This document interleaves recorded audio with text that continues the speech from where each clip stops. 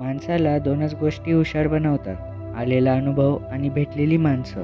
आपली माणसं आपल्याशी प्रामाणिक आहेत याच भ्रमात माणसाचं आयुष्य निघून जातं. एक लक्षात ठेवा, आपण आपल्या आयुष्यात कोणालाच लांब करत नसतो. ज्याला गरज असते तो जवळ येत असतो आणि ज्याची गरज संपली तो सोडून जातो. खरं तर काही लोक असे पण असतात जे गाढवावर बसण्यालायक पण नसतात आणि त्यांना आपण डोक्यावर घेऊन मिरवतो.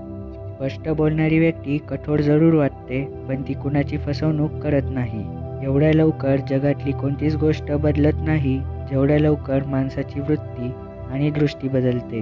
माणसं आपल्याला पर्याय म्हणून समजतात आणि आपण आपल्या गैरसमजात असतो की ते आपल्याला आपलं समजतात.